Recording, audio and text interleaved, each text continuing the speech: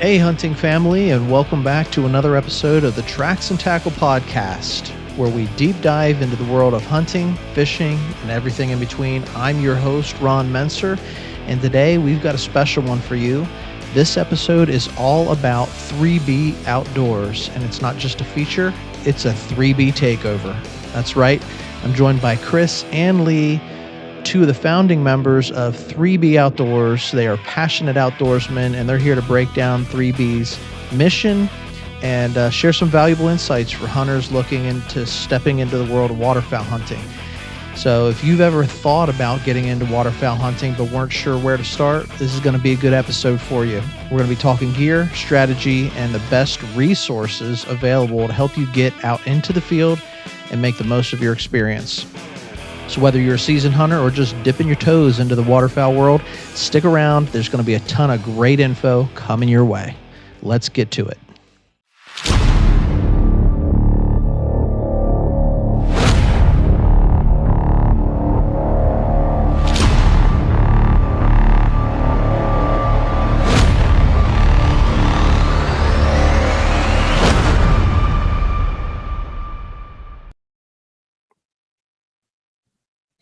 Hey, everybody. Welcome back to Tracks and Tackle, the podcast where we talk about everything outdoors. And I am Ron Menser, the Timber Cowboy. I am hanging out here tonight with my good buddies. It's going to be a 3B takeover tonight. We've got Kris Buchman from 3B Outdoors and Lee Bolner. We've tracked him down, and we've got him on the line with us tonight as well.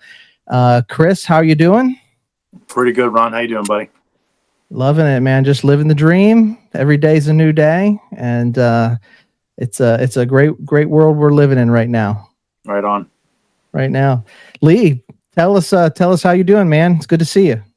I'm good. Now that the Arctic freeze is over in this area for the most part, I think it was up in the 50s today, minus the 45 plus mile an hour winds we have outside currently. But before the wind blew this morning, I mean, I was eating my breakfast and I was getting text messages. Feels like fishing season. Oh, it did. I said the same thing. I said the same thing walking out of work today. The smell and just the sun on you. I'm like, man, it feels like fishing season out here. Yeah, they said it was 60 or 61 in Ocean City today. Very nice. Very nice. Yeah, it's definitely not the Arctic deep freeze we were in just a week ago. So loving it, man. Right. Well, glad to have you with us tonight. We're going to get a conversation. Like I said, 3B takeover. They got the founding members here of at least two of the 3Bs on the show with us. Kris, I'm just going to hand it off to you, man. Why don't you just take the lead, steer us through this, and let's talk. We're going to hit on some public resources, the mission of 3B, and anything else that we touch on tonight. So go ahead and take the wheel. Yeah, absolutely. So again, thanks for having us, Ron. Pumped that we could have Lee on here.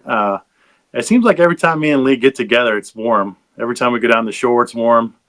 We got stories about him and I duck hunting in December and eating pizza on the boardwalk in our shorts afterwards. So I guess you can thank or blame him for that. But for those that don't know, I know I've been on the show a little bit and we've done other podcasts, but Lee and I run a thing called 3B Outdoors Club, and it's a free outdoor club, social community online where we teach and mentor youth and try to get people back into going outside. Some of the stuff we're going to go over tonight is just the free resources that each state has, Maryland and Pennsylvania has, to get into outdoor stuff. We're going to focus on mostly waterfowl stuff because that's our main thing, but there's unlimited resources for boating, hiking, camping, deer hunting.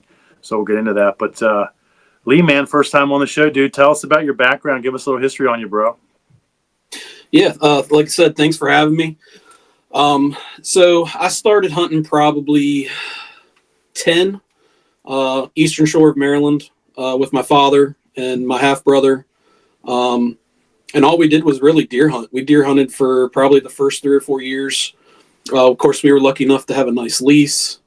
Knew the farmer. My father and my brother had the lease probably 10 years before I even started hunting. And we got into waterfowl hunting shortly after that.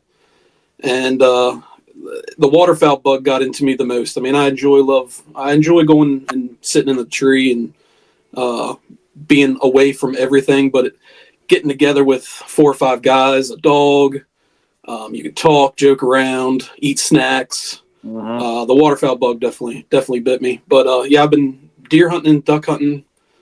Try to fish a little bit when I can, especially on the farm ponds here. And this year I really got into kayaking. The wife and I bought kayaks. We've been hitting a couple lakes during the summer and in the fall, and now want to start branching that into kayaking for duck hunting and taking the kayak places that I really can't get to or walk to, and don't feel like dragging the big boat to. So that's going to be my next adventure coming up here next season when I get some time.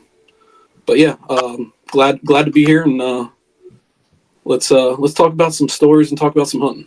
Yeah, it's good to have goals, man, as far as the kayaking piece and your next level. You know, where am I taking this, right? Yeah, do it all out like our buddy Mike from the Mountain and Marsh. I mean, how much stuff did he add to his DIY stuff? Well, yeah, I mean, lights and fish finder and depth finder and all that stuff. I mean, sky's the limit with that stuff. I mean, it's all on how much you want to spend, but I want to branch out, start something, try something new, try something I haven't done before, push my comfort level a little bit more. And definitely, we'll talk about it here a little bit later, but some of the places we hunt, I mean, you can walk 2 miles and you're not even where the birds are. So to get a boat, that's a game changer. You can get in places where a lot of the other people don't want to go. So that'll be, like I said, hopefully next year we can start doing some of that. And Ron, that's like the equivalent of you guys hiking on the mountains to different things. I mean, just the access that you can get if you want to put the work in. There, you know. And if you can get to the place where someone else isn't willing to go or able to get to, I mean, you're stacking advantages, you know, on your end of the scorecard. Yeah. Well, and the normal person that goes into public hunts, they're only going to go. Some people I know that like sick deer hunt on the Eastern Shore, they're only going in a couple hundred yards. Mm-hmm. It's the true hunters that are walking and backpacking in a mile and a half. So having a kayak, having a boat, that kind of stuff opens up a little bit more for you. Lee, tell us a little bit about, I mean, I've said it a bunch, but just your perspective, like when we started at 3B, how me and you started hanging out. You want to go into that a little bit, bud? Yeah, so of course, Kris and I worked together for years. I worked 10 years in law enforcement, and I think majority of that was with you on shift until you left shift for special assignment. But, you know, we'd always end up with each other telling stories or, you know, sharing hunts or, hey, what fishing lure are you using? Well, you know, we'd always be talking about something outdoors. And Kris is like, hey, man, why don't we start something on social media? Why don't we get a hold of people and pull people in and get their stories and share stories? Because the old school hunt camp that I grew up with, I mean, there was 17 guys, I think, on our lease, and we all had a trailer. At the end of the hunt, everybody showed up. You hung your gear up. You talked, and you shared wisdom about what was going on in your area of the property and stuff. And unfortunately, that's gone by the wayside. So there's still some people that are lucky enough to have that, but it definitely is a dying thing. So Kris and I were like, hey, let's get together. Let's share stories, you know, and network, meet people like you and meet people like Mike and meet people with other, you know, that we can have a chance to go hunting with, or we can, you know, share spots or share stories or tactics. Or, I mean, when we got with Garrett, a buddy of ours, like I said, I've been duck hunting since I was 8 or 9, but he is a true duck hunter. Like his decoy spreads, his techniques, his tactics. And I learned a lot from him once I started going out with him. So, you know, you can do this stuff your whole entire life, but you learn more when you have other people.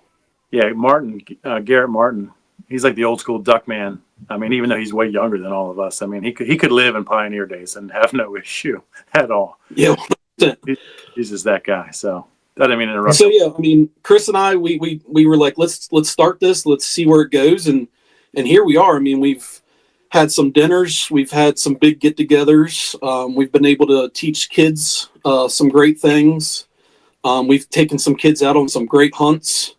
And it's bloomed to what it is today. And, you know, I'm proud of where we're at, and we're not here to make money. We're just here to hang out and meet people and and social network, and Yeah. this is where we're at. I think for me, that's what, whenever we met, we sort of connected on some of those non-negotiables, like we're not out here trying to, make a living doing this. We just enjoy doing it. And, you talked about passing it on to the next generation. We talk about that all the time. How do we inspire another generation of hunters? I only know what I've been taught, and that gets passed on. You got to be willing to share downline what you know, so that someone else can learn and grow from that and grow into it. So those were some of the attractive things about 3B Outdoors, and why it makes it so easy to get along with you guys and get to know you guys and have fun doing it. Yeah, heck yeah, I appreciate that. Yep, totally agree. Like Lee hit on some stuff. One of the things that we do, we got involved with, and I've said it before on here, don't mean to sound like a broken record, but we got involved with a group called YHEC, Youth Hunting Education Challenge. It was sponsored by the NRA. It was kind of like a mixture of Boy Scouts and hunter safety, kind of put together. And like a lot of us, like Lee was saying at the beginning, like you probably were, Ron, most of these kids just deer hunted, maybe turkey hunted or small game hunted. Didn't know anything about waterfowl. They asked us to teach that, so we came in and taught a waterfowl class. So I don't know if some people are listening to this on Spotify or Apple or whatever you guys are listening on, but I'm going to plug, Ron's YouTube channels here, because we're going to have some graphics here to show you guys. And we're going to dive in a little bit of stuff on where to find some information and access for some public stuff. Because that's our main goal now, besides hanging out, is really teaching and mentoring youth, and not even youth, but just people that want to get into it. I mean, I got into waterfowl hunting in my 30s with Lee.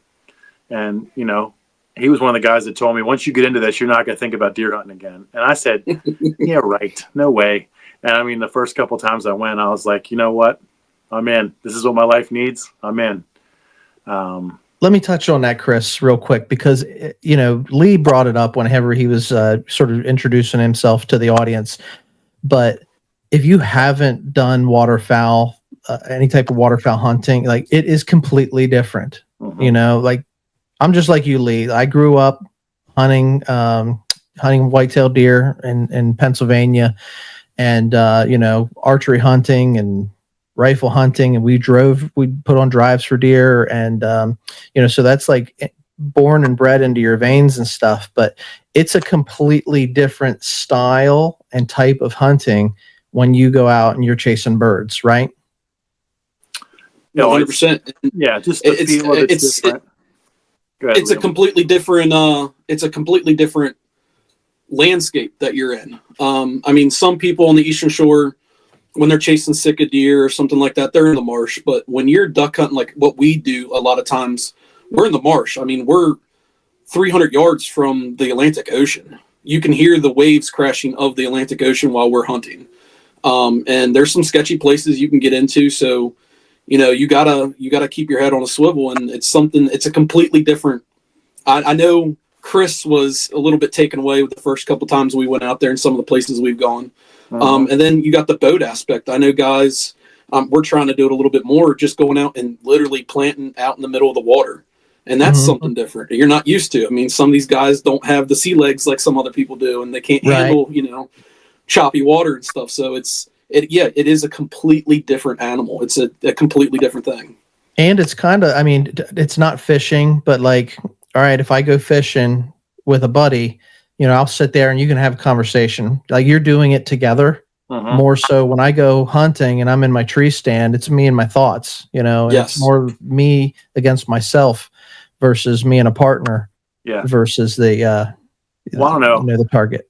I mean, a lot of the stories that Lee and I have and the guys have are not even about ducks. It's just laughing in the blind. And you look forward to that almost just as much. Getting snacks, stopping here, laughing, just the funny stories. And it's so cold sometimes. It's not funny to anybody else. It has to be to be there type of stories. Just laughing. Yeah. And, that's the stuff you can't beat. Lee has a young son and a young daughter. So to be able to do that stuff with them, because you can move around, you can talk, you can laugh, you can have snacks, you can take hot chocolate, coffee, whatever. That's the stuff that, trumps for me, and Lee, I think, is the same way, trumps deer hunting. I mean, we both like to deer hunt because it is the relaxing part. Then now you can go sit in a tree and relax, but this is like the fun thing to go sit with your boys, sit with your whoever. No doubt. So we should do a segment. You remember the time? Yeah. Remember the time when this happened? That's something that Brady says a lot. He's like, "Do you remember that time when we were driving down the road and the deer ran out in front of us and was going down the double yellow line?" And whatever the story is, but you had to be there, and those are the memories that we hold on to, and it's what sort of we talk about riches. Those are the riches to the outdoorsman. Yeah, I don't have a lot of memories of driving in the car because I'm like a little kid, and I'll fall He's asleep. asleep the whole time. Long car rides put Kris to sleep. Yeah, if I'm not driving, I'm sleeping. Right, Right on. But yeah, so we're going to get into some teaching stuff. I sent Ron some slides. If you want to start putting some of those up, whatever one you put up, we'll get into, Ron. So no pressure, but do it right. Yeah, no pressure. Do it right. Let me see what I got here. If I can present. There we go. I think. Right there. Right. Yeah. How about that? That's perfect. So a lot of the stuff that's on here, you guys have probably seen these logos, seen these stickers. One of the things that we really like to teach about is, duck hunting is traditional. Lee can really get into some of that growing up on the Eastern Shore where the traditions are pretty big. But with technology now, with resources of even a phone in your hands, these are just a few of the things you can get on Ducks Unlimited, Delta Waterfowl, Duck Commander. Everybody's heard of Duck Commander, Duck Dynasty. There's a really cool show called Duck Lore, but there's all kinds of different hunting shows if you want to learn.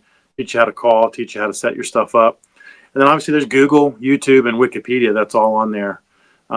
Lee, you probably have a little more involvement with Ducks Unlimited. You want to touch on some of the stuff that they do real quick? So the biggest thing that they do is big fundraisers. They'll have gun bashes and sportsmen get-togethers on the Eastern Shore. Even here in Carroll County, we have a local Carroll County chapter of Ducks Unlimited. And of course, we have the Maryland chapter, and they have, sportsmen's dinners where they raise money, and this money goes to the rebuilding and the keeping of habitat for our ducks that we have. Yeah. And we're lucky enough, Delta and Ducks Unlimited both have done wonders working with Canada and Mexico and the other countries that border us to work with them and try to regulate stuff together, so we're pretty much on the same page when it comes to keeping the duck populations where we want them so we can hunt. I mean, there's been years where hunting has ceased because of the populations, and we just went through it here in Maryland. They cut our Canada goose population down because of the population, so now we're back to where we were. But organizations like this work hand in hand great with legislators and try to keep laws and keep all of our habitat that we need to keep these populations up. So they're wonderful. I belong to both. A lot of people just say they're there for the money, but a lot of the money that they raise goes to keeping what we do alive. Yeah. And they have really cool, basic stuff. They have a really informative educational TV show. They also have a free app you can get on your phone. It's free. Tells you migration reports. It's got identification stuff on it.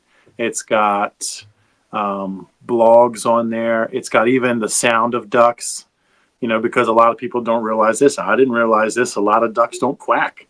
They make different sounds. Wood ducks whistle, pintails whistle. A Drake mallard, it doesn't quack. What you're hearing is the hen, right? So they have identification sounds on this free app you can get, and it's just a really good resource to have. So I want to skip to the next one there, Ron. U.S. Fish and Wildlife Service. That's the website's obviously a government website. No matter how you feel about the government, they have some cool stuff. That's the logo you can get. You're looking for on the line online. If you want to skip to the next one, Ron, I'll get into why that is.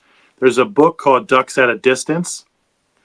You can buy it on Amazon, or you can access it for free on here. and it has different drawings. I think it was written, you know, when it was written, Lee, in the 60s or 50s, or I want to say it was the 50s. I don't have mine with me. really but it's a cool, great piece. Yeah, go ahead, Lee. I'm sorry. No, it's a great piece. I mean, it breaks everything down for all the North American birds: puddle ducks, diver ducks, sea ducks, swans, geese, and it shows everything: bills, feet, wings, their flight patterns. It's without that, I wouldn't have learned half the stuff I did how to identify birds. Flight patterns in the sky. This is what a flock looks like coming in. This is how they fly in. It's got puddle ducks. It's just a screenshot from it. Really cool. I mean, if you're into just the traditional stuff, like the art in it's cool. Just a really cool resource. Again, you can buy it. I'm not telling you not to buy it, but it is free. You can access it on this website. So we'll link to the website and all that, in the show description, so you can find it. Yeah. And real quick, we used this, if Kris remembers. We were hunting with my brother, and we shot a merganser, and we used, there's a couple pages that shows the bills of the birds, the beaks, and we had to use it to figure out what kind of merganser it was. Yeah, we've used it quite a few times. Yes, especially on the shore, there's a lot of birds that look very similar, and obviously, if you want to stay within your legal limits, you can only have certain numbers of each one. And we were on the fence with this one, whether it was, and we used this book to determine what it was. It's a really cool reference. And one reason that we tell a lot of this stuff too, not only for reference stuff like this, but as we get into a little bit more of this presentation, a lot of this stuff is, again, we talked about the duck hunting. You just deer hunted with your dad, or you rabbit hunted, turkey hunted, and you hear about deer hunting, and you hear about duck hunting, and you almost think it's like golf, it's expensive, and it is. It can be expensive, but you feel like you need all this stuff, and you have to do this. The point of this whole presentation is we can show you how to do this stuff. And there's a lot of free resources and a lot of stuff that you don't need. It's not bad to have, but that you don't need. So as we go through this, keep that in mind, whoever's listening to this. So we'll go to the next one, Ron, whenever you can. This is from Maryland. I know it's a screenshot here, but this is from Maryland's Compass app. Maryland has a free app for your phone for all the DNR game stuff that they have down there. You can buy your license on it. You can check your deer in on it. You can find all kinds of stuff. I know it's kind of small on here, but we'll put links to this too. If you look at the top right where the girl's kind of pointing the shotgun in the air, there's different links to hunting sites, licenses, different places you can access, and it's just different links. If you go down to the bottom left, those are points on the map. Those are free hunting areas that the state of Maryland offers. And we'll get into Pennsylvania here soon. But that's all stuff that the state of Maryland offers for free. So again, a lot of us grow up hunting on our family's property or our family's lease, or we go to our buddy's house. This is all stuff that the state of Maryland offers for free. And it's on this website and app for free. You don't have to have your license to have this website. You can download it and you can utilize that tool. On the left, just the different options they have. That's for fishing. You can even find fishing spots on there. Hey, I want to go fishing. Where's some good free public space? So again, really cool free options. I migrated across the Mason-Dixon a couple years ago. Lee still lives down there. Lee can tell you the different resources, especially like the Eastern Shore has. You want to touch on some of that real quickly?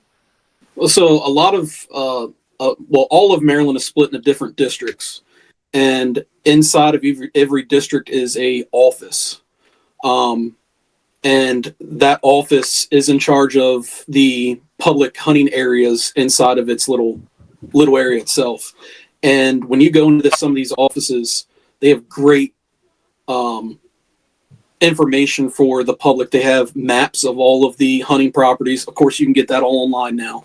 But before the internet even hit, this is where you went. You would go, you would register to hunt in the area. You would get maps of the hunting area. They would tell you exactly how to get to where you need to go.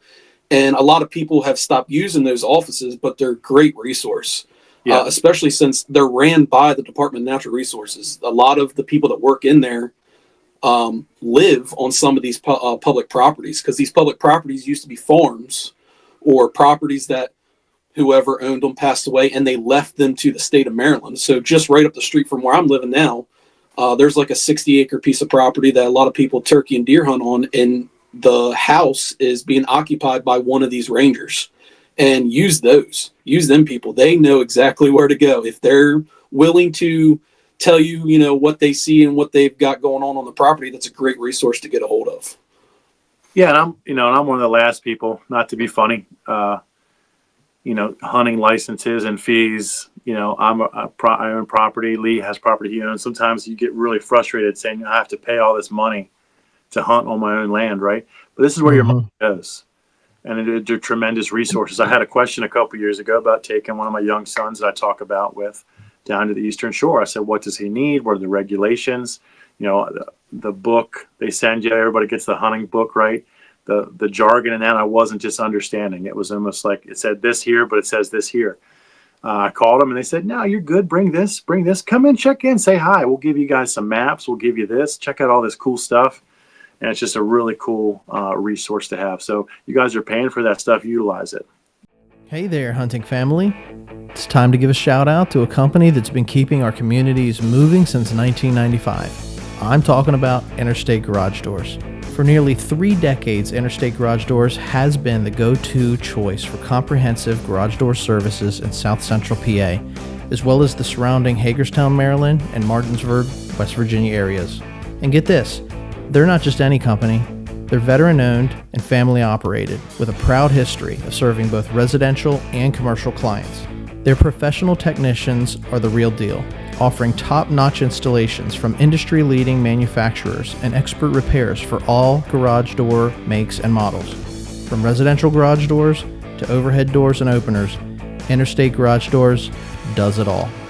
So whether you're a hardworking contractor building homes or a homeowner looking for service or just needing an upgrade, you can trust Interstate Garage Doors to get the job done right. And hey, they're not just experts in garage doors, they're also experts in giving back to the community, sponsoring podcasts like Tracks and Tackle. Are you ready to experience the Interstate difference for yourself? If so, here's a little something extra for our loyal podcast listeners. Use promo code Tracks and Tackle when you contact Interstate so they know you heard about them here. Just visit igdoors.com today to get an estimate or request service, or give them a call at 717-263-3150. Don't wait. Take the first step towards a smoother, more secure garage today. And Pennsylvania has the same stuff. We'll get into that here shortly. Yeah, my 2 cents on that is, most people that have like your rangers that are overseeing those properties, or people that are in DCNR or your game commission or whatever, depending on the state, whatever the agency is, they want to help. If we sit here and we say we want to see kids get involved in outdoor activity, like these people have made the decision to do that for a living. Like they want to help. And most times they're like super friendly and more than willing to, lend a hand or point you in the right direction. So for what it's worth, don't be afraid to ask questions and visit those resources. Yeah. And a lot of these places, especially even for ducks, and Lee can vouch for this, like in Assateague and parts of the Eastern Shore that we go to, there's actually structured blinds. There is areas you can go and just kind of hunt, but there's structured blinds. We go down to one almost every year. The weather didn't cooperate and time didn't cooperate this year, but Lee can get into that real quick because I know that's something you're kind of passionate about, how that has changed over the last couple of years, but hit on that, bro. Yeah, so the state of Maryland, we're lucky, and PA's also got some of them, like Cadorus. We'll get into that in a little while. But Cadorus also has blind spots, and a lot of people don't realize that. They think it's just a boating and a fishing and recreation during the summer. But they have blind spots that we have a raffle for, and you can win, and you can have those blind spots. Well, the same thing down in Maryland, just of course a lot bigger because we have the Chesapeake Bay. Every year you can choose. You can choose when you buy your hunting license to be entered into a drawing, and you can win 2 offshore hunting spots on the bay, depending on what county you choose. This year I was lucky enough to get chosen for Anne Arundel County. Of course, couldn't make it down, but I was able to choose 2 spots, and hundreds of people have that opportunity to pick a spot and have that hunting spot that's theirs for the year. And the same thing with Assateague. The Assateague has always had set spots It used to be a raffle, but now it's first come, first serve. And those are the same spots you use all the time. We'll get into that, how I feel about that later, but it's the same spots all the time. And you kind of know where they're at. They've got a map of them.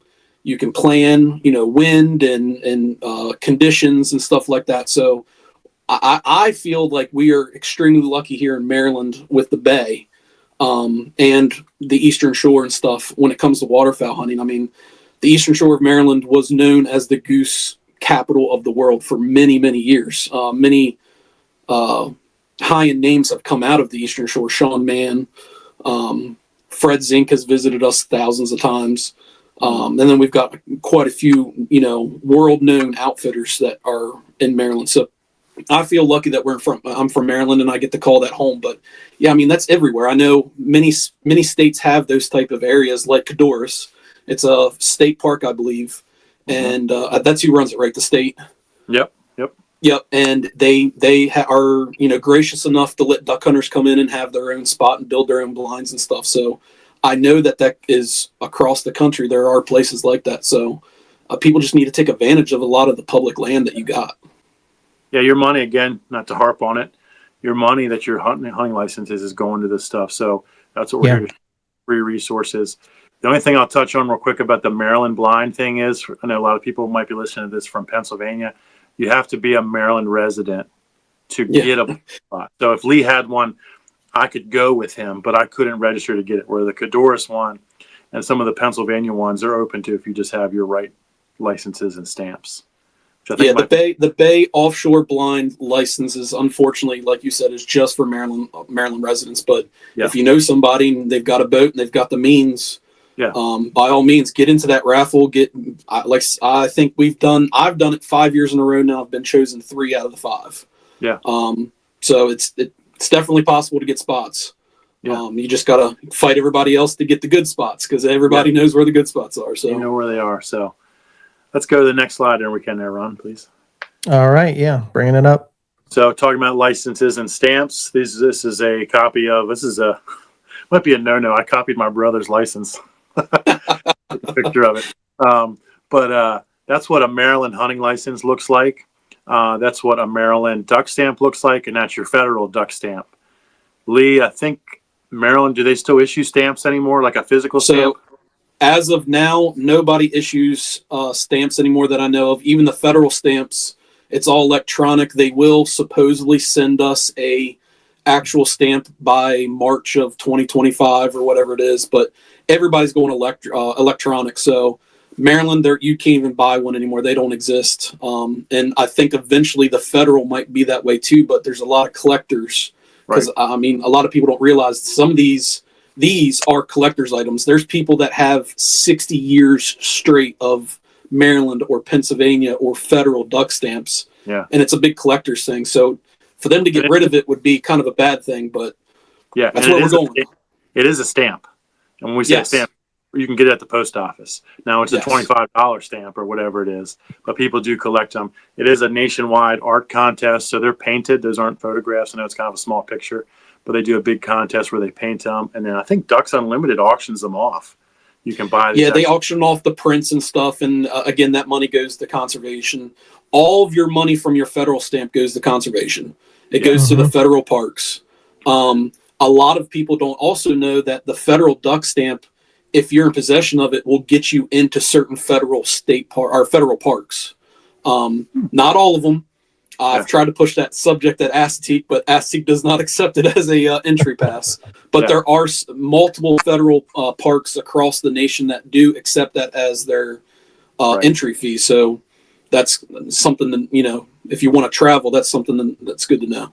Interesting to know. Yeah, for sure. So the biggest thing you need when you're going to start hunting ducks, just like deer, you need your license and you need these 2 stamps. You either need your state migratory stamp. So each state has one. It's a couple bucks. You need your federal one. That's usually between $25 and $30. Again, like he's saying, used to be you had to have these in person. I've been stopped by DNR a couple times. In fact, funny story, side note, weren't we driving to Assateague one day at like 2 a.m. and I was like, I didn't print my licenses out. We had to stop at your dad's house at like 2 a.m. and go print some stuff out. So now you can have it on your phone or electronic, even Pennsylvania's going that way now too. So just make sure you have those. Those are the first things that you need. And just like your other hunting licenses, it goes from the entire hunting season. So, like we just changed over the year. It doesn't start over this year. It'll start with the new hunting season. So that's the biggest thing you need. Is that the last of those slides, Ron? There's the cover. Just the cover of, I guess cover art from the book you were talking about. There's the cover of it. Again, it's a really cool book to have. Lee was talking about back in the day. Did your brother take it to like Kinko's or Staples or something? And so back in the day, he printed them off at work, and he took them and got them like hole punched and made like actual little books for all of us. And I think he made 4 or 5 of them for us to have, in our backpacks. And like I said, they've come in handy. They've definitely helped in your toolbox, right? Yeah. Laminated. I'm really cool. I've done something similar with that. But again, there's the cover for it. It's a cool book. A lot of cool traditions and stuff in it. So not something that you need, but something that's cool to have. Some other stuff that we get into as we kind of wrap up this part of the teaching thing is, you're going to need steel shot. You can't use lead shot like you would for rabbits or doves. Can you use them for doves? I'm not even sure. I don't dove hunt. Do you have to have steel shot? We use lead shot for doves and all that stuff. Okay. So check your states for that. I'm not sure. I don't really do that too much, but pheasants and stuff, you can use the lead shot. You have to have steel shot. You do not need waders. You do not need decoys. You do not need calls. All that stuff helps, but you don't need it. You don't have to spend money to do it. In fact, Lee, when I first met him, you had a trailer for decoys. I had an 8x12 enclosed trailer full of Canada goose decoys. And then when we go down to the Eastern Shore, where we put out 6 or 10, 12 decoys at the most. I've probably got $6,000 worth of decoys, and every time I go to Aztec, I take less than half a dozen. It's just So know your areas. Talk to people. Use those apps. Talk to different people about what's good. There's certain places where, and I have the same thing. I got a garage full of decoys. They're just hanging there. It looks cool. When I got into it, and I use some of them. We'll mix them up, but in some places, talk to people around. Decoys can actually flare the birds away. Similar to deer, you're not going to go out and set up 14 deer decoys in front of your tree stand because deer are going to say, I'm not going there unless it's late season. They're going to go to the next spot where there's more food readily. So sometimes it doesn't work. Same as calling. I mean, down south in different areas, you have to call. I suck at calling. I try to be good at it. Lee's pretty good at it. And he can touch on that some more, but you don't need to call. In fact, sometimes I'll scare them away too. If you're in the right spot and the birds are in the right spot and the weather's right, they're going to go there anyways.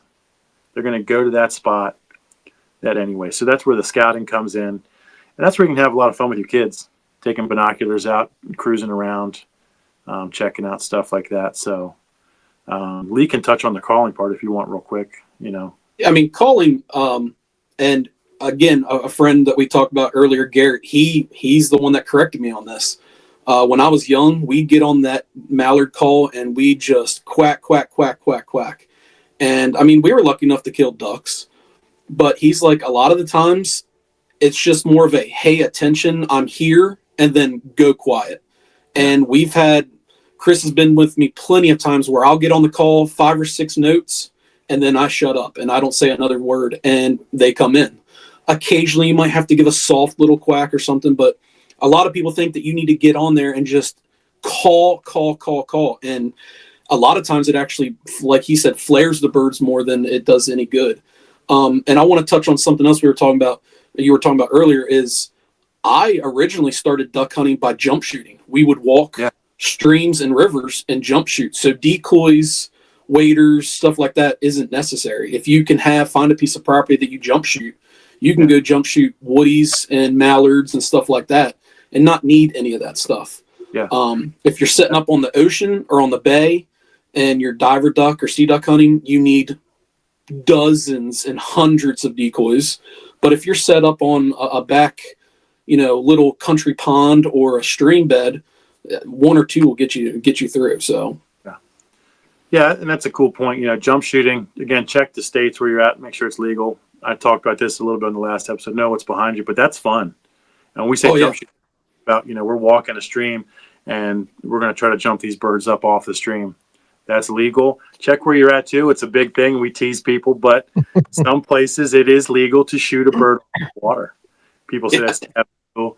It's, I'm not doing that.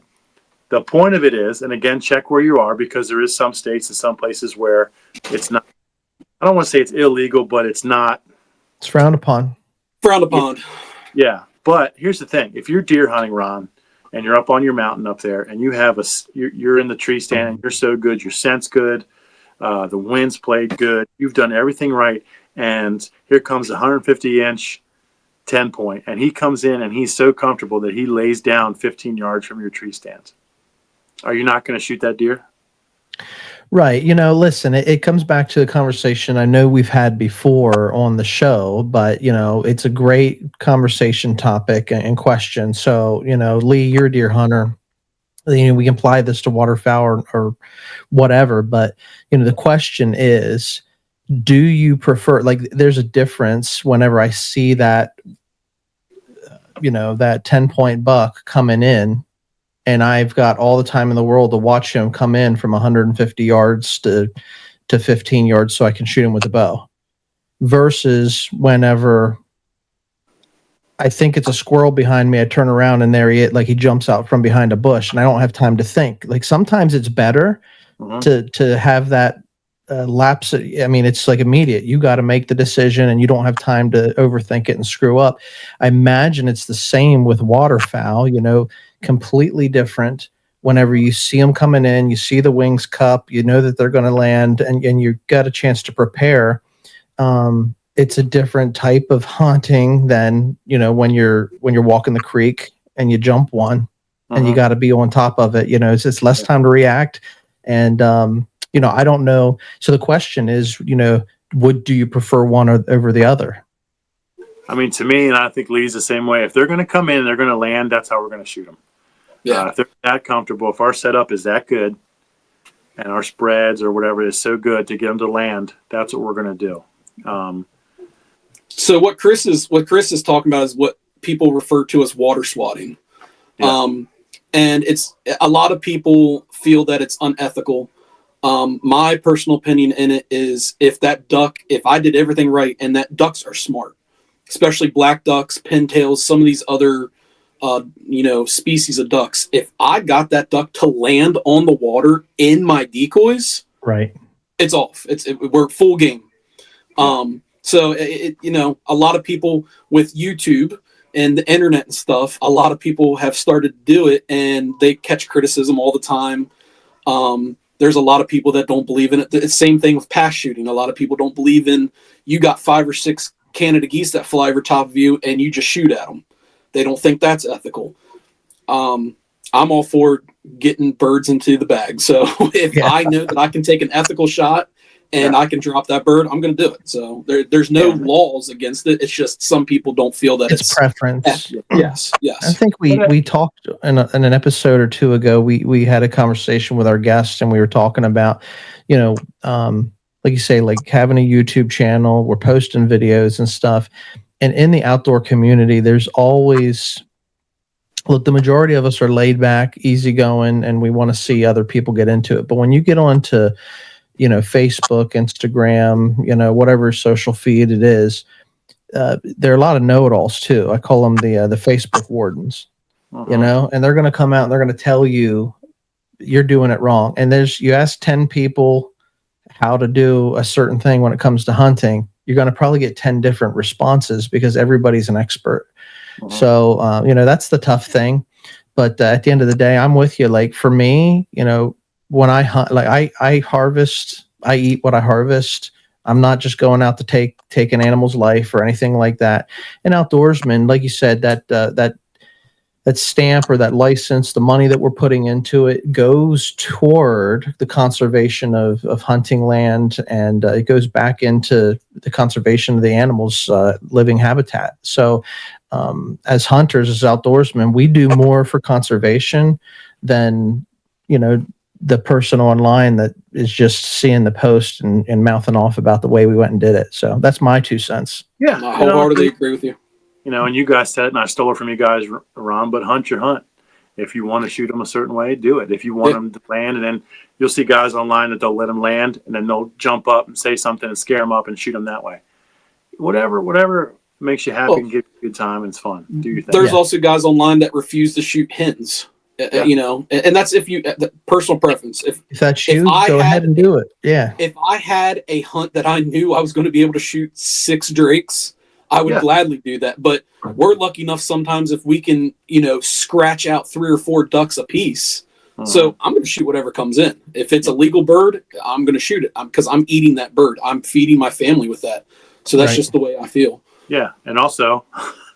You're duck hunting, and they're ducks. You know, big thing when a big fat nanny doe walks by. If you got the tag, you know, I like tacos. I like chili. You know, I'm not passing. Yep. I love backstraps. I'm going to drop that doe. Yeah, meat in the freezer. Yeah, I'm with you guys. So we'll get into telling some stories now, but you know, anybody listening to that's the main stuff. Message us, message Ron, find me and Lee. We'll be happy to teach you, show you. People message us all the time about different things. You know, glad to show you where to go, give you advice, text us, call us, whatever, you know, we'll help you out. But that's the main just sources of information you guys can get. There's our, Ron just put that up, 3B Outdoors Club on Instagram. That's what we use, mainly, but hit us up. We'll be glad to show you some tips. And if you know tips, we're not know-it-alls. I mean, we like to learn, you know, check this out, do this, try this. Hold on. I don't know if you guys can hear my dogs in the background, but they hear us talking, but that's what they. Yeah, go ahead. So that's it. But you know, we got some funny stories. Lee, tell the story about the black ducks that we shot at Assateague. Talk about you said something about treacherous, or you don't know the water sometimes. Remember that one I had to go get? That I walked about. You talking about the one that landed across? Yeah, we shot one, and they're tough. We talked about a bunch. They're tough. I went out in the water, and the wind's blowing the opposite way of us, and this thing's swimming. And I, for some reason, took his wife's 20 gauge in the water with me. Yeah. Why? Yeah. So a flock of black ducks had come right in, landed. Trophy ducks. Those are like the smartest ducks. They're cool looking. They're like a. To me, if you can kill a black duck, you've done everything right. They are the most sought after, in my opinion, on the Eastern Shore. They're just hard to kill. So if you got them to decoy like we were able to, you're doing everything right. But he smacked one. I believe my father was with us, and he smacked one, and I shot a shot. So I only had 2 shells left in my gun. Didn't load it, reload it. You know, put the extra round back in. Kris is like, all right, I'm going to start walking. He ends up. If I had to take a guess, 250 yards out in the middle of the bay, up to his chest, chasing this bird. And every time he would get within 20 yards, broom, right back into the water, and it would pop back up 50 yards away from him. Yeah. And he would look like just this little teeny ant out in the middle of the water chasing this bird. Was that one of your first black ducks? So I'd killed a drake with you. Well, no. I had killed a really nice drake with your brother the year before. That's right.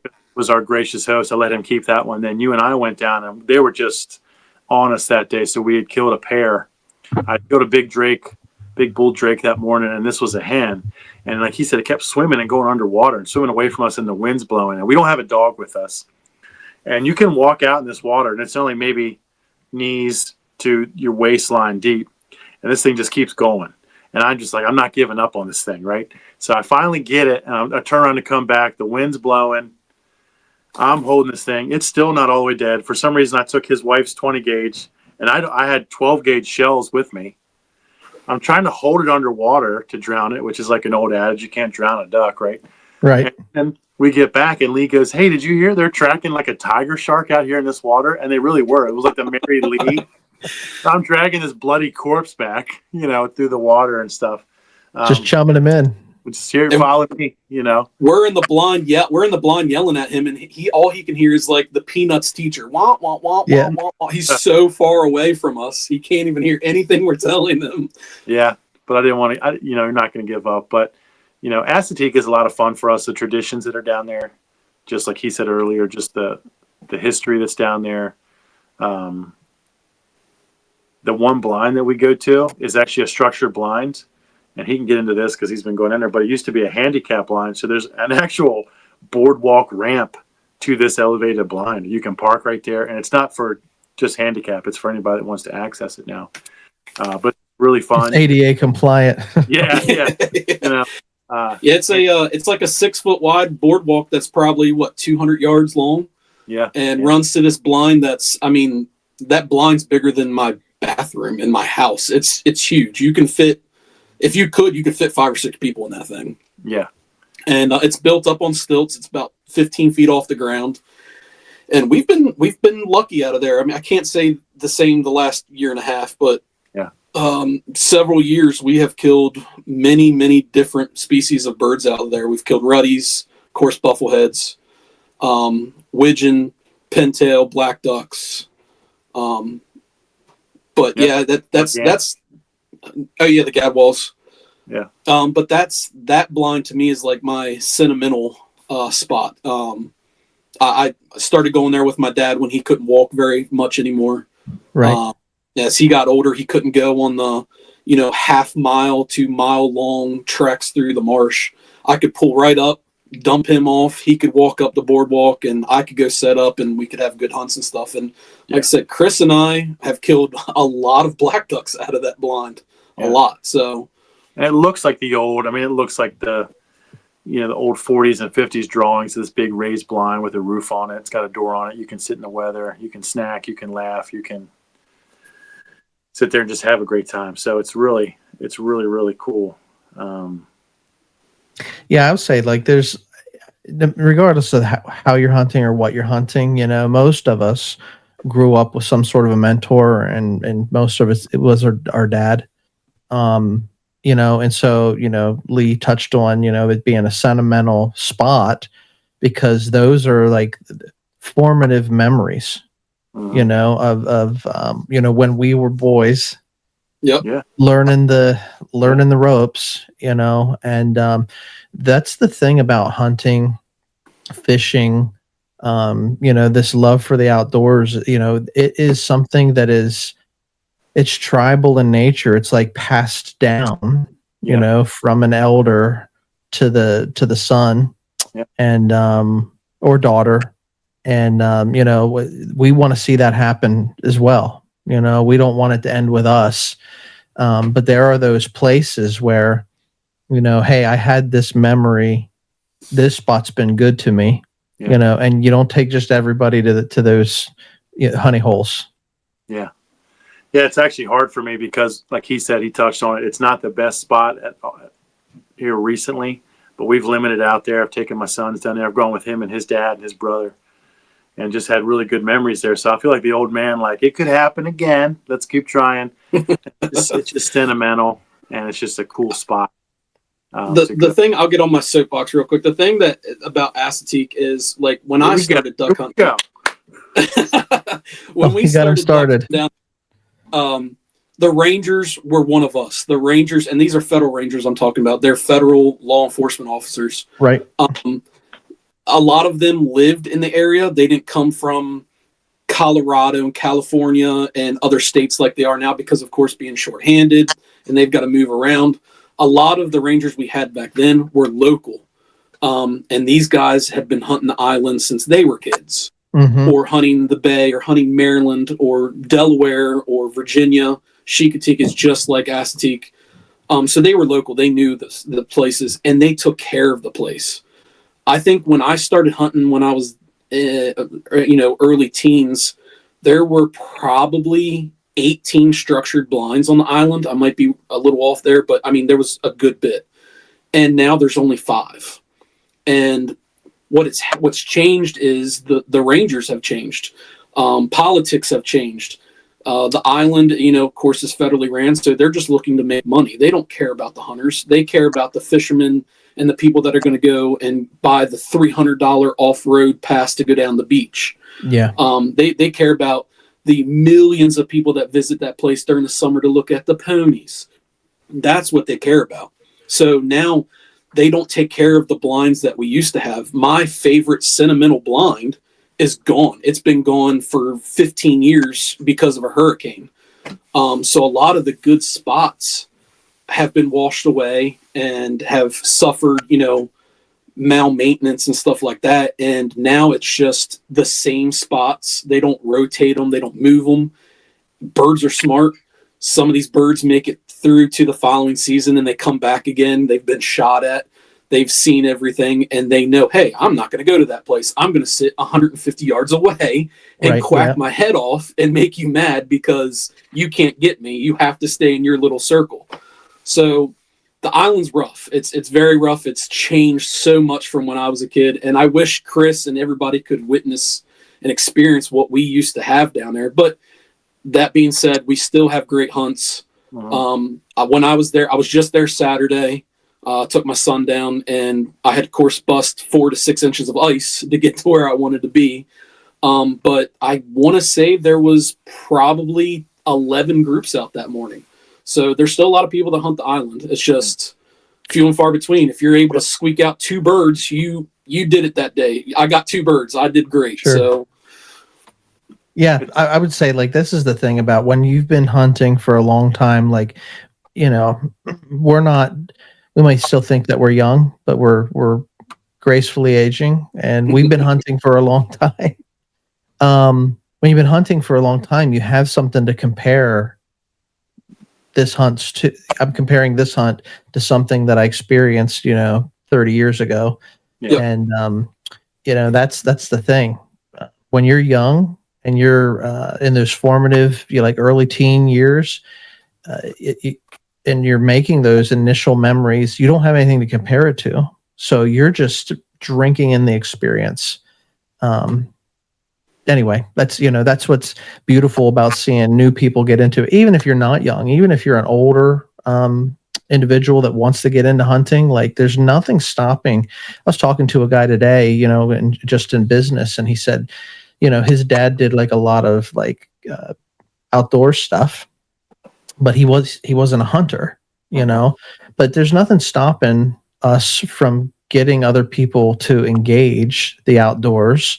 You just need a mentor. Yeah, you should. I mean, you're stacking the odds in your favor if you have one, somebody that's willing to give you the pointers or whatever. But you drink it up, man. If you don't have anything to compare it to, like we do. Yeah. Well, that's the perfect segue into what we do, right? I mean, that's what we're doing this for, right? Right. And Kris and I have had coworkers, approach us. Hey, take us hunting. And I know Kris has taken a couple people. I've got a current coworker that huge deer hunter, like, the rest of us. And he's like, man, I've never done this duck hunting thing. Take me out. Go get your license. Next season, we'll hit the field for, some geese. We'll go to Assateague, and I love seeing the people that are interested in that kind of stuff. Oh, I've been a trapper all my life where I've fished, but I want to try something different. And I love being able to take somebody that's never Kris. When I met Kris, he'd never been. I don't think you've ever been duck hunting, right? That was the first time. I never did it for real. We rabbit hunted. We would take pot shots in season and stuff. Yeah. But I sat down and we're doing this, right? So yeah. So to take somebody out, new and to teach them, and now Kris has been hunting for 15. We've been doing duck hunting for about 15 years now, and it's great to see where he's at, and he's sharing. I'm not able to hunt with him all the time, and I'm getting pictures of him and his son and our buddy, and they're shooting ducks, and I'm sending them pictures of the ducks I'm at. I was able to go to Massachusetts last year, and send pictures back and forth. So that's why I love the hunting and environment and the community that we're in. Yeah, and that's what. Go ahead, Kris. I was just going to say that's what you guys are big on is the community, the camaraderie, the old time. Sharing those memories with other people, right? Yeah, and that's what's so big to me and there is, just like anywhere, there's, poopy head buttholes, I mean to say it nicely on your show, with duck hunting. But for the most part, everybody's cool, Right. It's the total from how I grew up with deer hunting, with deer hunting, not that they were always nasty, but nobody wants to share their spot. Nobody wants to share their deer hunting spot. And some of that's because it's family or it's this. But with duck hunting, everybody that I met was like, yeah, dude, get your stuff. Like Lee just said, let's go, man. Come on out with us. So that's really cool where people, it's almost like fishing sometimes when you get back to the boat ramp or you're coming to the boat ramp as someone's leaving. Hey, what'd you get? Hey, they're landing over here. Go over here, dude. Hey, they're coming in over here. Do that. Hey, did you get anything? Yeah. Next time, go out here. We went to that Cadoris blind drawing. and we were fortunate enough to win. And guys are just telling us, "You picked a good spot. I saw them there all last year. Oh, this is great. Come over here. Hey, if you don't see them, we're over here. Come over with us." Mm-hmm. And there probably can be negative sides to that, but for the most part, everybody that we've dealt with is generally nice. Outside of Lee, he's not very nice, but No, and I agree with that. Same thing with Aztec. Like when I was down there the other day, a lot of people are local and are able to hunt that, daily. And, I was like, hey, I just drove 3 hours. I've got my 7-year-old kid. Where have you guys been in the last couple of days? What's the conditions like? And a lot of the guys, like Kris said, there's always going to be that one person's like, no, but there's a lot of the guys, I would say 90% of the guys are like, no, this is a place. We busted ice here yesterday, so it should be open for you today. We saw black ducks here. We saw, so-and-so here. So yeah, it's good to see the guys that are out. To me, hunting is a privilege. Unfortunately, it shouldn't be that way. Because of, we have to buy hunting license. You have to do this. You have to do that. You have to have guns. You have to have the legal, parts of it. And it shouldn't be that way. It's our God-given right. We should be able to hunt. But unfortunately, the law sees it as a privilege. And a lot of people are just rude, mean, and kind of ruin the sport. And to have guys like Kris and yourself and, to meet people that aren't like that is a breath of fresh air, especially like we talked about. We've got kids now. And right. I don't want to see my kids not being able to hunt. I would hate to see my kids not do the stuff that I've been able to do. So to continue this, to continue the heritage, to continue the raising money for all this, that we can, continue this for my kids' kids, is what I'm in it for. Yeah.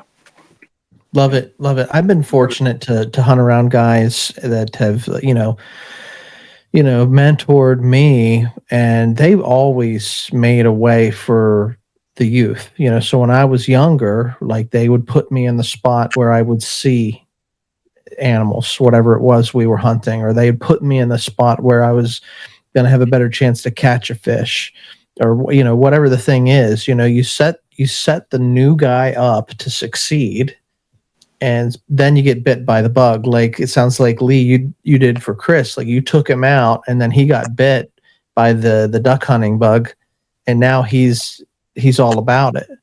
If you can get somebody some success early on, even if you're not harvesting the animal, I always say, like, if you're seeing wildlife, it's entertaining, it's fun, it's an enjoyable time.